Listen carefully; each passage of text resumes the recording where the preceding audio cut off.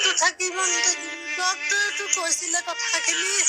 যে মেডিচিন যেতিয়া আপোনালোকে এৰি দিয়া নাই ল'ৰাটো হয়তো আপোনালোকৰ নেপাব মেডিচিন এৰি দিলে দিগদাৰ হ'ব এতিয়া মেডিচিনখিনি যেতিয়া দিনক দিনে নাইকিয়া হৈছে দিনক দিনে মনলৈ কিবা ভাৱ আহি থাকে মানে ল'ৰাটো কেনেকে ভাল কৰিব কি কৰি ভাল কৰিম মোৰ ঘৰত কি আছে মই কিবা এটা বিকি পেলাই মই দৰৱ এটা আনি নে কাৰোবাক খুজিবলৈ গ'লে কোনোবাই দিব মই সেইটো চিন্তাতে অকল দিনটো মই মৰি থাকোঁ অকল মনলৈ এইটোকে কাক খুজিমনো বাৰু দৰৱ এটা মই কেনেকে পাম বাৰু ময়ে মৰি যোৱা এদিন ভাল আছিলে মোৰ ল'ৰাটো বিপদ কেনেকে চাম মোৰ অকল মনত সেইটোৱে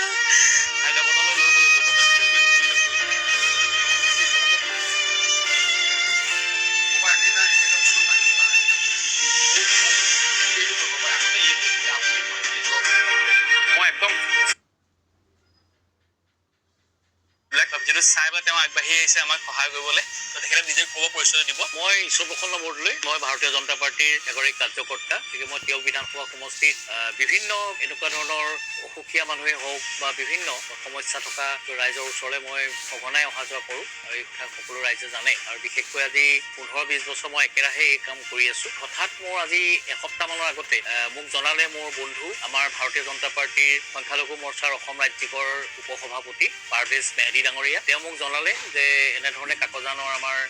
এজন ক্লাছ 7ৰ ছাত্ৰ তেওঁ শাৰীৰিকভাৱে অলপ অক্ষম হৈ আছে হঠাৎ তেওঁ এটা ভৰি অচল হৈ গৈছিলে আৰু আজি 3 মাহমানৰ আগতেও তেওঁলোক ইয়ালৈ আহিছিলে বুলি মই গম পাইছোঁ তেতিয়া তেওঁ একেবাৰে সম্পূৰ্ণ বিচনাত আছিলে কিন্তু আজি তেখেতসকলো আহি আচৰিত হৈছে যে তেওঁ নিজেই অকণমান দেউতাকে আৰু মাকে ধৰি আনিছে আৰু আমি দেখিছোঁ যে তেওঁ যথেষ্ট ভাল হৈছে আৰু এই ক্ষেত্ৰত মই সুধিছোঁ মই পৰিয়ালবৰ্গক পিতৃ মাতৃক সুধিছোঁ যে কেনেধৰণে কি হৈছে যে তেওঁলোকে কৈছে যে ডক্টৰৰ পৰামৰ্শ ডক্টৰৰ চিকিৎসাৰ মূলতেই মূল ভাল হৈ উঠিছে কিন্তু তেওঁ এটা কথা কৈছে যিহেতু তেওঁলোক দৰিদ্ৰ সীমাৰেখা তলৰ পৰিয়াল গতিকে তেওঁলোকৰ কাৰণে আৰ্থিক অলপ সংকটৰ সন্মুখীন হৈছে আৰু সেই কথা মোক পাৰভেজ মেহদী ডাঙৰীয়াই জনাইছিলে কথাটো আৰু যিটো মেডিচিন তেওঁ দিনটোত 2টা টেবলেট খাব লাগে সেই মেডিচিনটো লাইফ লং খাব লাগিব আৰু সেই মেডিচিনটো খাই থাকিলে তেওঁ লাহে লাহে তেওঁ সুস্থ হৈ উঠিব কিন্তু মই গম পোৱা মতে সেই মেডিচিনটো যথেষ্ট কষ্টলি হয় যথেষ্ট দামী হয় এইখিনি মই আগতে হায়দৰাবাদলৈ নিছে এইটো ল'ৰা সুস্থিৰ কৰিবৰ কাৰণে যথেষ্ট অৰ্থৰ প্ৰয়োজন হ'ব মই নিজে কৈ দিয়া কৰিবলগীয়া হৈছে মানুহৰ ঘৰে ঘৰে পইচা বিচাৰো গতিকে সকলোৱে তেখেতসকলক সহায় কৰোঁ আজি যি পাৰোঁ মই যৎকিঞ্চিত মই অকণমান আৰ্থিক অনুদান আগবঢ়াম যিহেতু মই গোটেই সমষ্টিটোৰ ৰাইজৰ লগত মই থাকিব লাগে মই মানুহক খুজিবলৈ মই আগতে খুজিছিলোঁ কিন্তু এতিয়া লাষ্টত গৈ পেলাই মই খুজিবলৈ এইটো কাৰণে বেয়া মই এবাৰ ক'লে আৰু দুবাৰ মোক ক'বলৈ মন নাযায় মানে কেলে নাযায় মই যেনেকুৱা আৰু মানুহ তেনেকুৱা ধনী মানুহক ক'ব লাগিলে কি মোক দিবও পাৰে নিদিবও পাৰে সেইটো কাৰণে কিছুমান মানুহক কিছুমানক খুজিবলৈ মই তেনেকে মই বেয়া পাওঁ তাৰমানে কোনোবাই যদি দিয়ে মই ল'ম আৰু যদি নিদিয়ে মই নলওঁ তেনেকে মানুহক মই বৰ কষ্ট দিছোঁ